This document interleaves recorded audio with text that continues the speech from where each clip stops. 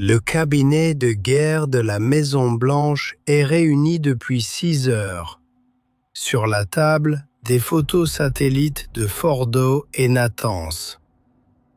Trump vient de prononcer une phrase que personne n'attendait aussitôt. Les États-Unis sont prêts à une attaque massive contre l'Iran. À des milliers de kilomètres de là, un terminal pétrolier allié de Washington brûle encore, touché par des missiles iraniens il y a quelques heures à peine. Tout a basculé en 72 heures. Selon les informations rapportées par NBC News, Donald Trump a déclaré être prêt à lancer cette fameuse attaque massive contre l'Iran au moment précis où Téhéran élargit le conflit en frappant des infrastructures appartenant à des alliés américains dans la région.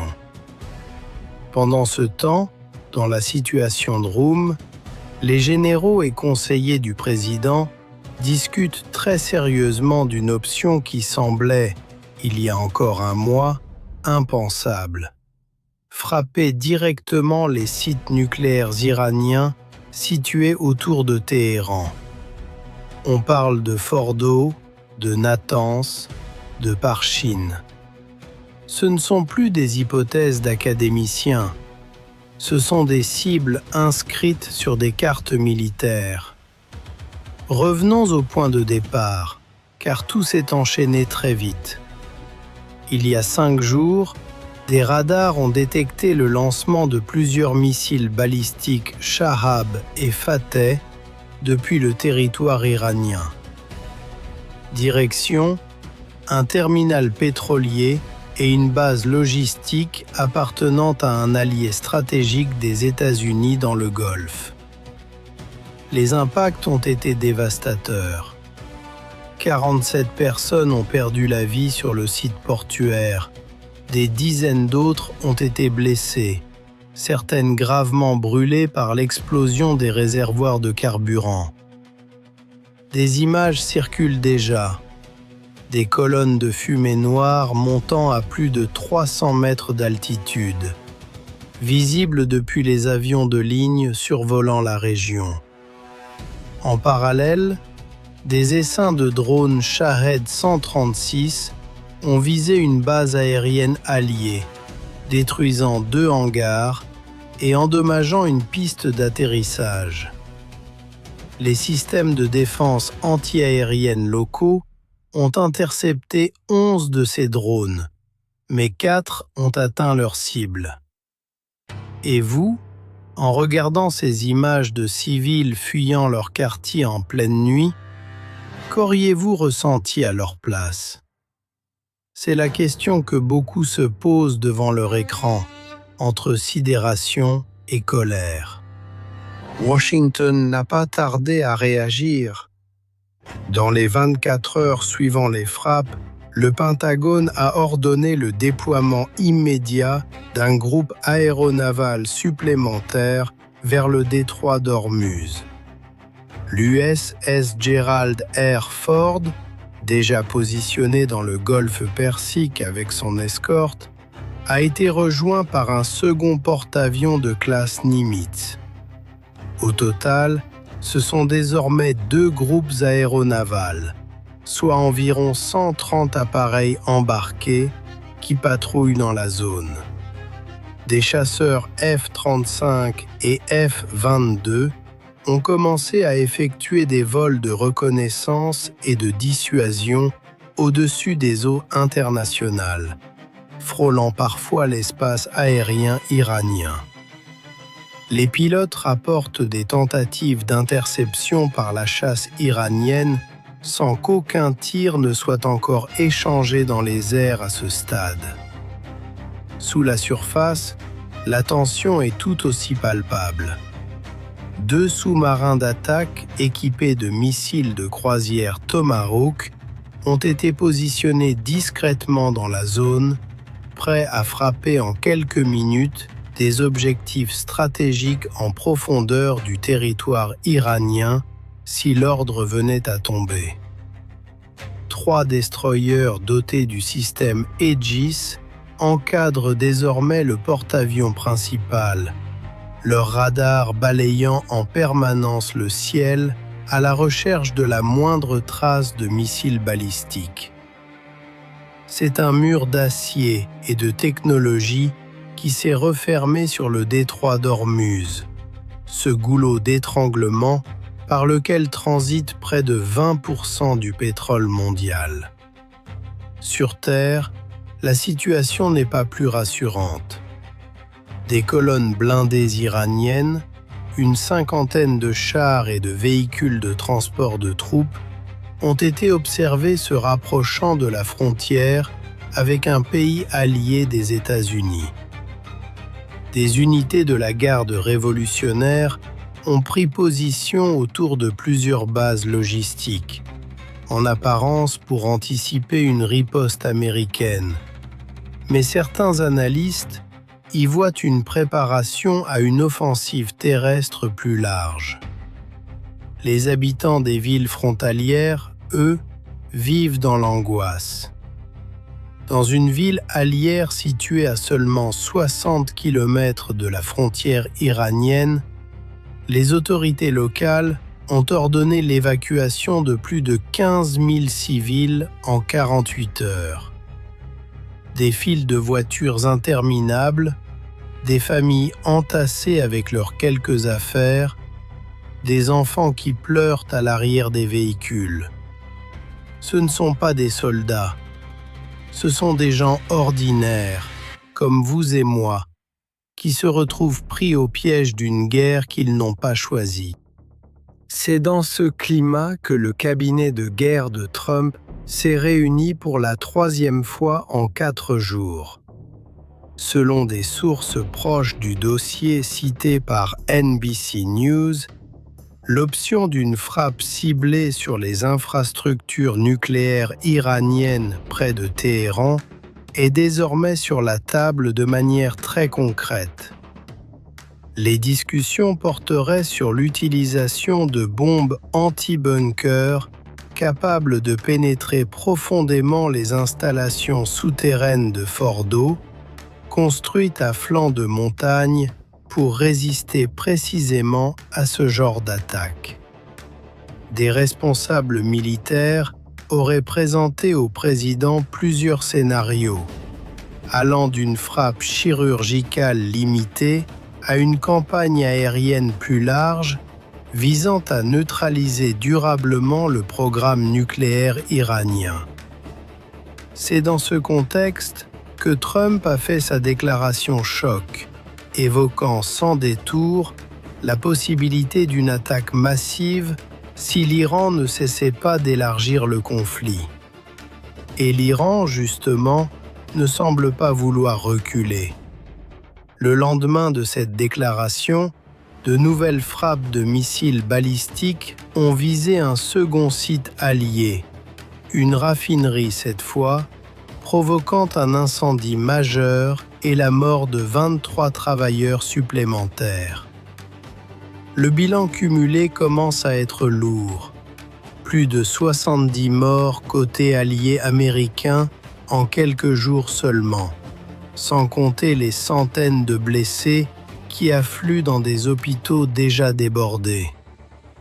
Du côté iranien, des frappes de représailles américaines sur des positions de la garde révolutionnaire près de la frontière auraient fait, selon des estimations non confirmées officiellement, entre 90 et 120 morts parmi les combattants iraniens, ainsi que la destruction de plusieurs batteries de défense anti-aérienne et de dépôts de munitions. Qui a réellement déclenché cet engrenage? Est-ce l'Iran, en élargissant délibérément la guerre à des cibles civiles et économiques alliées des États-Unis? Ou est-ce l'accumulation de tensions plus anciennes qui a fini par exploser à ce moment précis? C'est une question que chacun semble trancher différemment selon là où il se trouve dans le monde.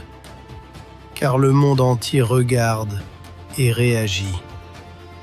À Moscou, le Kremlin a publié un communiqué appelant à la retenue tout en accusant implicitement Washington de pousser la région vers un conflit majeur pour préserver ses intérêts pétroliers. La Russie aurait même proposé, en coulisses, une médiation, proposition immédiatement accueillie avec scepticisme par les diplomates occidentaux. Pékin, de son côté, a exprimé une inquiétude appuyée concernant la stabilité du détroit d'Ormuz, par lequel transite une part importante de ses importations pétrolières. La Chine a appelé les deux parties à la désescalade, tout en maintenant des liens économiques étroits avec Téhéran, qui compliquent sa position de neutralité affichée. Les pays du Golfe, eux, sont en état d'alerte maximale. Plusieurs monarchies ont renforcé leur défense anti-aérienne, activant des batteries patriotes supplémentaires fournies par Washington.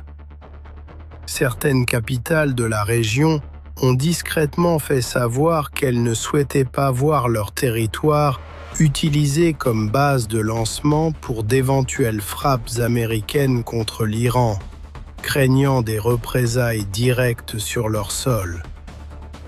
D'autres, plus proches historiquement de Washington, ont au contraire renforcé leur coopération militaire, autorisant le survol de leur espace aérien par les appareils américains. Aux Nations Unies, le secrétaire général a convoqué une session d'urgence du Conseil de sécurité. Le ton employé était grave, presque solennel. Le monde, a-t-il dit, se trouve à un point de bascule où une erreur de calcul pourrait déclencher un conflit régional aux conséquences incalculables, potentiellement mondiales. Les appels à la désescalade se multiplient, mais sur le terrain, rien ne semble ralentir. Les alliés européens des États-Unis, de leur côté, affichent une solidarité prudente. Plusieurs chefs d'État ont exprimé leur soutien au droit de Washington à protéger ses alliés, tout en appelant, eux aussi, à éviter une frappe sur les sites nucléaires qui pourrait, selon certains experts, provoquer une contamination radiologique dans une zone densément peuplée autour de Téhéran. D'autres voix en Europe, plus critiques, s'interrogent ouvertement sur la proportionnalité d'une réponse militaire d'une telle ampleur. Et vous, face à ce dilemme, quelle position auriez-vous adoptée ? Soutiendriez-vous une frappe sur les installations nucléaires iraniennes si cela devait, selon les services de renseignement, empêcher l'Iran d'obtenir l'arme atomique dans les mois à venir ? Ou pensez-vous qu'une telle décision ouvrirait une boîte de Pandore impossible à refermer ? Les marchés, eux, n'ont pas attendu de réponse pour réagir. Le prix du baril de pétrole brut a bondi de 14% en seulement 3 jours, franchissant un seuil que les analystes financiers n'avaient plus vu depuis des années. Les compagnies aériennes ont commencé à annuler ou dérouter des vols, évitant l'espace aérien du Golfe, ajoutant des heures de trajet et des surcoûts considérables. Les bourses mondiales ont plongé, les investisseurs se réfugiant massivement vers l'or, dont le cours a atteint un niveau record. Dans les stations-service, les prix à la pompe commencent déjà à grimper. Un signal concret qui rappelle à chacun, même loin du théâtre des opérations, que cette guerre a un coût qui dépasse largement les frontières du Moyen-Orient. Pendant ce temps, à Téhéran, le commandement militaire iranien tient ses propres réunions d'urgence dans des bunkers souterrains, conscient que chaque heure qui passe rapproche un peu plus la possibilité d'une frappe américaine directe sur le programme nucléaire du pays. Des images satellites montrent une activité inhabituelle autour des sites de Fordo et Natanz. Des convois de véhicules, un possible déplacement de matériel sensible, comme si l'Iran se préparait à encaisser un coup qu'il sait désormais possible.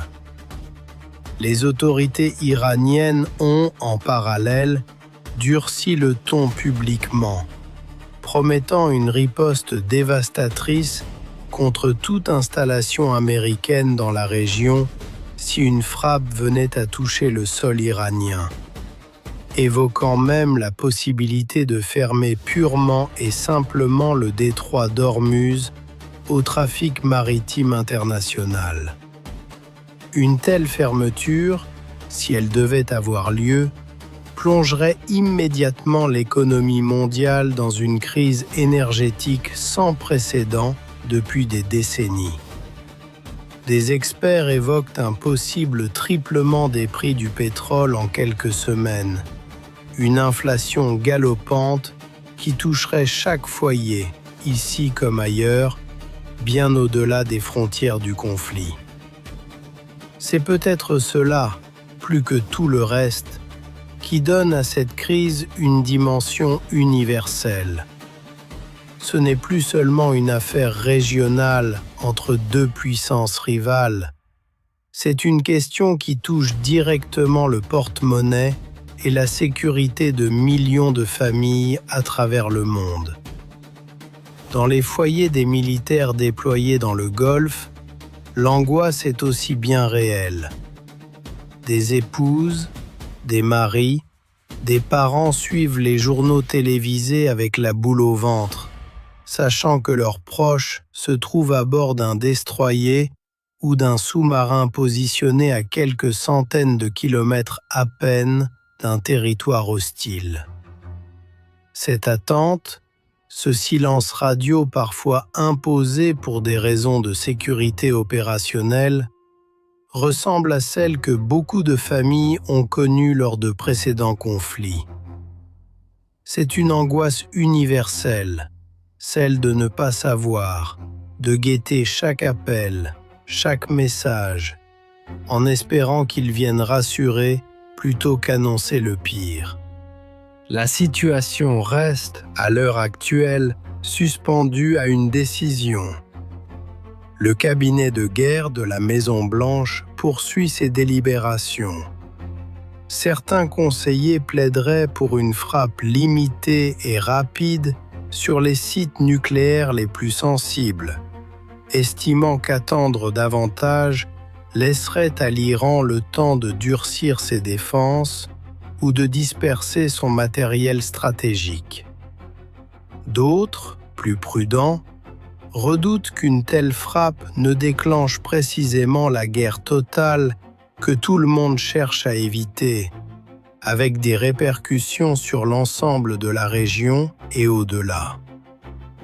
Trump, selon plusieurs sources, aurait fixé un ultimatum informel, une fenêtre de quelques jours pendant laquelle l'Iran devrait cesser ses frappes sur les infrastructures alliées, sous peine de voir cette fameuse attaque massive devenir réalité. Sur le terrain, les combats de basse intensité continuent. Des tirs d'artillerie sporadiques, des incursions de drones de reconnaissance, des tentatives de sabotage rapportées sur des infrastructures énergétiques dans plusieurs pays de la région. Chaque camp semble tester les limites de l'autre, chaque incident pouvant à tout moment devenir l'étincelle qui embrase définitivement la poudrière. Les analystes militaires occidentaux s'accordent sur un point. Jamais depuis des décennies, la région n'avait connu un tel niveau de mobilisation simultanée, aérienne, navale et terrestre, autour d'un point de bascule aussi précis. Alors, que va-t-il se passer dans les prochaines heures, les prochains jours? Le président américain va-t-il réellement donner l'ordre de cette attaque massive tant évoquée, visant directement le cœur du programme nucléaire iranien près de Téhéran? L'Iran va-t-il, de son côté, poursuivre son escalade en frappant de nouvelles infrastructures alliées, quitte à provoquer la réponse qu'il redoute pourtant? Personne, à ce stade, ne peut répondre avec certitude. Ce qui est certain, en revanche, c'est que le monde retient son souffle, suspendu entre la diplomatie de dernière minute et la perspective d'un embrasement régional aux conséquences imprévisibles. Cette crise, comme tant d'autres avant elle, nous rappelle une chose simple et pourtant essentielle. Derrière les cartes militaires, les porte-avions et les déclarations solennelles des chefs d'État, il y a des familles qui fuient leur maison en pleine nuit, des soldats loin des leurs qui espèrent simplement rentrer un jour, des travailleurs qui n'avaient rien demandé et qui se retrouvent pourtant en première ligne d'un conflit qui les dépasse totalement. Difficile, en regardant ces images, de ne pas se demander ce que l'on ferait soi-même, à la place de ces civils pris dans la tourmente, ou à la place de ces décideurs qui tiennent entre leurs mains la possibilité d'une guerre plus vaste encore. Une chose est certaine, dans les jours qui viennent, chaque décision prise dans cette salle de crise à Washington, comme dans les bunkers de Téhéran, pourrait redessiner durablement l'équilibre de toute une région, et peut-être bien au-delà.